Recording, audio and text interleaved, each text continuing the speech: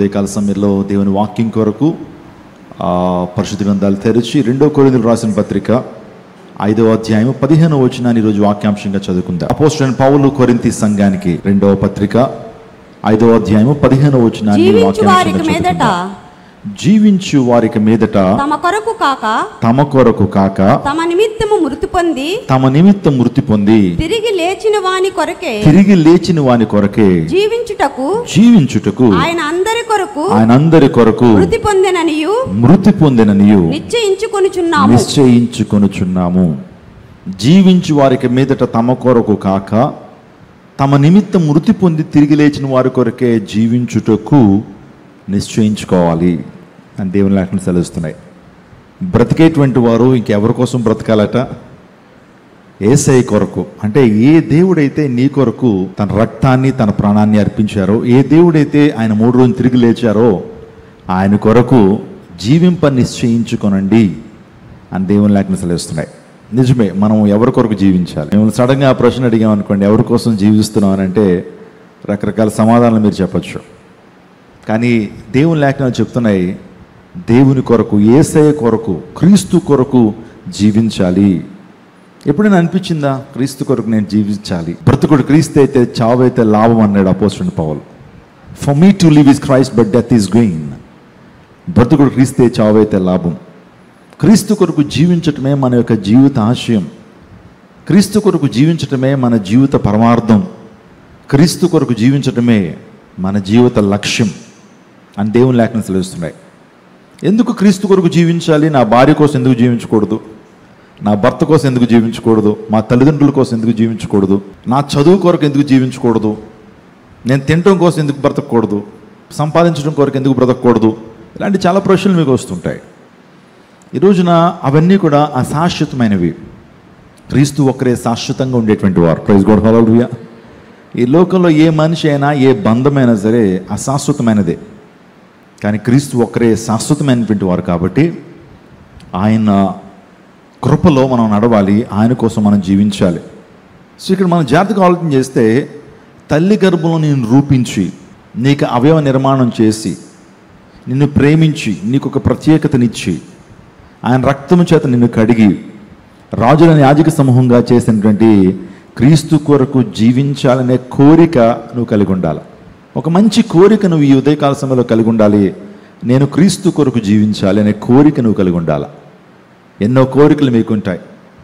So your desires, your aspirations, otherwise ఇంకా మాటలు చెప్పాలంటే మీ యొక్క వాంట్స్ చాలా ఉంటాయి. కానీ ఒక మాట చెప్తున్నాను, అన్నిటికంటే ఉన్నతమైన స్థానంలో ఉండాల్సింది, అన్నిటికంటే టాప్ ప్రయారిటీ నువ్వు ఇవ్వాల్సినటువంటి కోరిక ఏంటంటే నేను క్రీస్తు కొరకు జీవించాలి. అలా జీవిస్తే ఏమైనా నష్టపోతావా? క్రీస్తు కోసం బ్రతికితే నువ్వేమైనా నష్టపోతావని దేవుని లేఖనాలు సెలవిస్తున్నాయా అంటే కాదు. క్రీస్తు కొరకు జీవించడం ద్వారా నిత్యత్వాన్ని పొందుకుంటావు. క్రీస్తు కొరకు జీవించడం ద్వారా నువ్వు శాంతిని అనుభవిస్తావు. క్రీస్తు కొరకు జీవించడం ద్వారా ఈ లోకంలో శ్రమలు వచ్చినా సరే ఆ శ్రమల నుంచి దేవుడు విడుదల చేసి నీ జీవితంలో గొప్ప ఆశీర్వాదాన్ని ప్రభువు అనుగ్రహిస్తారు. పరిశుద్ధ గ్రంథ లేఖనాల్లో చాలామంది క్రీస్తు కొరకు జీవించారు. వారి జీవితాలు వ్యర్థంగా మిగిల్చబడ్డాయా? క్రీస్తు కొరకు జీవించినటువంటి వారు ఈ లోకంలో ఏ ఒక్కరు కూడా ఒట్టివారుగా ఉండరు, గట్టివారుగానే ఉంటారు. ప్రైజ్ గాడ్, హల్లెలూయా. ఎందుకు అక్కడ క్రీస్తు కొరకు జీవించాలని అపోస్తలుడైన పౌలు చెప్తున్నాడంటే, లోకం చేయనిది యేసయ్య చేశాడు కనుక. Praise God. నువ్వు క్రీస్తు కొరకు ఎందుకు జీవించాలి అని ప్రశ్న నిన్ను అడుక్కుంటే, లేకపోతే నన్ను నేను అడుక్కుంటే కనుక, అడుక్కోవడం ఏంటని అనుకుంటున్నారా? పోనీ నన్ను నేను అడిగితే క్రీస్తుకు ఈ ప్రపంచానికి చాలా వ్యత్యాసం ఉంది. క్రీస్తు లోకం చేయనటువంటిది యేసయ్య చేశారు. Praise God. ఒప్పుకుంటారు దానికి? లోకం చేయనటువంటిది యేసయ్య మాత్రమే చేశారు. ఏంటని ఆలోచన చేస్తే, లోకం మనిషికి సమాధానం ఇవ్వలేకపోయింది చాలా ప్రశ్నలకి. లోకము మనిషికి చాలా విషయాల్లో సమాధానం అంటే ఆన్సర్ కాదు, అక్కడ శాంతిని ఇవ్వలేకపోయింది. లోకము మనిషికి శాంతిని ఇవ్వగలుగుతుందా? ఈరోజు టెక్నాలజీ మనిషికి శాంతిని ఇవ్వగలుగుతుందా? ఇంకా టెక్నాలజీ ద్వారా చాలా మనిషి అశాంతిలోకి వెళ్ళిపోతున్నాడు. ఈరోజు మనకు కనపడుతూ ఉంది, చాట్ జీపీటీ కావచ్చు, ఆ యొక్క ఆర్టిఫిషియల్ ఇంటెలిజెన్స్, అది ఇంకా మనుషుల్లో చాలా ఒక రకమైనటువంటి అసమాధానాన్ని పెంచుతూ ఉంది. అశాంతితో నింపబడుతున్న టెక్నాలజీ పెరుగుతున్నంత కాలము పూర్వదినాల్లోనే మనుషులు చక్కగా ఉన్నారేమో అనిపిస్తుంది. అసలు ఏమీ లేనప్పుడే, ఇంటర్నెట్ లేనప్పుడే, టీవీస్ లేనప్పుడే, ఇంకో మాటలు చెప్పాలంటే ఏ టెక్నాలజీ లేనప్పుడే మనిషి చాలా చక్కగా అనుబంధాలు కలిగి ప్రేమతో జీవించాడేమో. ఈరోజు నా టెక్నాలజీ పెరుగుతూ ఉంది, భార్యాభర్తల మధ్య ప్రేమ కనబడుతుందా? ఆలోచించండి. ఎలాంటి మారణ హోమాలు మనం చూస్తున్నాం. ఈరోజున లోకము మనిషికి నిజమైన ఆనందాన్ని ఇవ్వలేదు. లోకము మనిషికి ఆనందాన్ని ఇవ్వలేకపోతూ ఉంది. లోకములో నిజమైన శాంతి మనకు కనిపించట్లేదు. మనిషి లోకాన్నంతా సంపాదించుకుంటున్నాడు, కానీ తన ఆత్మను పోగొట్టుకుంటున్నాడు, ఆ శాంతితోనే జీవిస్తున్నాడు. ఈరోజు ప్రపంచం అంతా కూడా శాంతి కొరకు బ్రతుకుతూ ఉన్నారు. శాంతి కావాలి, శాంతి హోమాలు జపిస్తున్నారు, శాంతి జపాలు చేయిస్తున్నారు, కానీ మనిషికి నిజమైన ఆనందం కలగట్లేదు, నిజమైన శాంతి కలగట్లేదు. అందరూ బట్టే ఎక్కడ చూసినా సరే కామెడీ షోలు ఎక్కువైపోవడానికి కారణం ఏంటి? ఎక్కువగా మనిషి కామెడీ చూడాలి, నవ్వుకోవాలి అని ఎందుకు ప్రయాసపడుతున్నాడు, పరితపిస్తున్నాడు అంటే తన జీవితంలో నిజమైన ఆనందం లేదు కాబట్టి. ఈ ప్రపంచంలో ఏ ఒక్కరు కూడా పాపం అనే చెర నుంచి మనం విడుదల చేయలేరు. పాపం అనే చెర నుంచి మనని శాస్త్రీయమైనటువంటి పద్ధతులు మనకి విడుదలనివ్వలేవు. Science cannot redeem you from your sin, from your bondage. బాగా చదువుకుంటే నేను విడుదల పొందుతానంటే బాగా చదువుకుని ఇంకా భయంకరమైన చెరలోకి వెళ్ళిపోతున్న వారు చాలామంది లేకపోలేదు.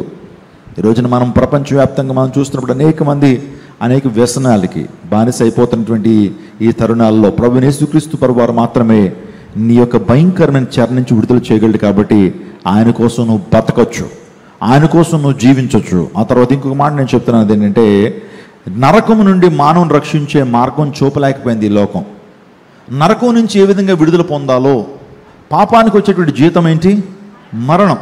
The wages of sin is death. అంటే మరణం అంటే శారీరక మరణం అని చెప్పట్లేదు, కానీ అక్కడ ఆత్మీయ మరణం. ఈ ప్రపంచంలో ఏ మనిషి కూడా, ఏ స్వామీజీ, ఏ బాబా కూడా నిన్ను పాపక్షమాపణలో నడిపించలేడు, పాపక్షమాపణ నీకు ఇవ్వలేడు. యేసుక్రీస్తు ప్రభువారు ఒక్కడే మన నిత్య నరకాగ్ని గురించి నడిపించడానికి లోకానికి వచ్చారు. ఆయన నీకు నాకు పాపక్షమాపణ ఇవ్వగలడు. ప్రైజ్ గాడ్, హల్లెలూయా. ఆ పాపక్షమాపణ ఇవ్వటం కొరకు ఆయన శిలువలో యాగం చేశారు, ఆయన శిలువలో ప్రాణత్యాగం చేశారు, తన అమూల్యమైన రక్తాన్ని మన కోసం కార్చారు, తన ప్రాణాన్ని మన కోసం అర్పించారు అని అంటే ఆయన మనకు పాపక్షమాపణ ఇవ్వడం కొరకు ఆయనకు ప్రత్యేకమైనటువంటి యాగం చేశారు. ఆయన ఈ లోకానికి వచ్చి పరిశుద్ధమైన నిష్కలంకమైన రక్తాన్ని మన కోసం కార్చారు. ప్రజాపతిర్దేమాత్మానాం యజ్ఞానాం యజ్ఞప్రాయకృతువ. ప్రజాపతి అనేటువంటి వాడు పొడం యొక్క పాపభారాన్ని మోసేటువంటి దేవుడు.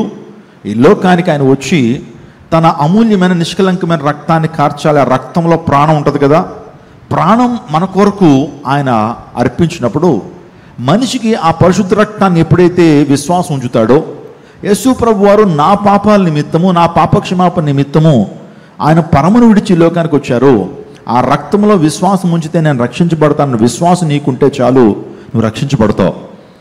ఆ కార్యం చేసింది ప్రపంచంలో ఎవరిని ఆలోచన చేస్తే యేసుక్రీస్తు ప్రభు వారు ఒక్కరే.